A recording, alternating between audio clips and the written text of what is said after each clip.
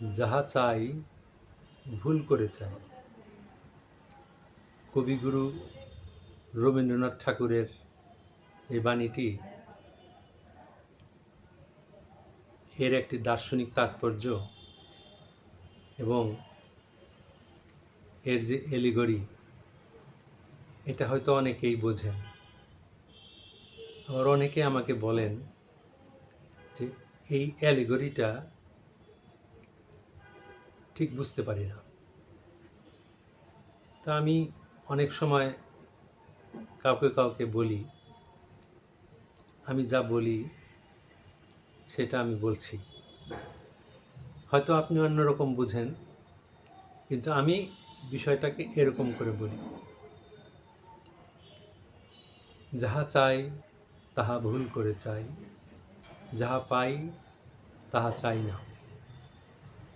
এর তাৎপর্যটা হচ্ছে এরকম, ধরুন এই দুইটার মধ্যে আমি এইটা চাই, এইটা চাই, কিন্তু আমি চাওয়ার সময় ভুল করে এইটা চাইলাম। তাহলে প্রকৃতপক্ষে আমি যা চাইলাম তাই আমি পাইলাম। তাহলে আমি যাহা চাই তাহা পাই। কিন্তু কথা হলো, যাহা চাই তাহা পাই না, কারণ যাহা চাই তাহা ভুল করে চাই। আসলে আমি তো চেয়েছিলাম এইটা, এইটা আমি চেয়েছিলাম, কিন্তু ভুল করে আমি এইটা চেয়েছি। সুতরাং ভুল করে আমি যেটা চেয়েছি সেটা আমি পেলাম, কিন্তু প্রকৃতপক্ষে আমি যাহা চেয়েছি, অর্থাৎ এইটা আমি চেয়েছি, সেটা কিন্তু আমি পেলাম না। না পাওয়ার কারণটা কি? ভুল করে চাওয়া। আমরা জীবনে প্রত্যেকটা অবস্থায় এরকম আমাদের চাওয়াটাকে ভুল করে চাই,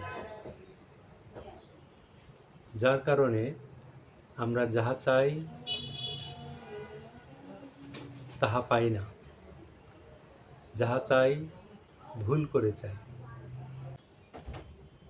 এই জন্য গুরুদেব বলেছেন, যাহা চাই তাহা ভুল করে চাই, যাহা পাই তাহা চাই না।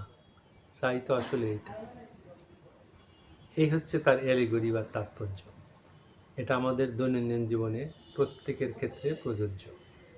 এই দার্শনিক বিশ্লেষণ বা এই অ্যালিগরিটা অনেকের কাছেই সুস্পষ্ট নয়।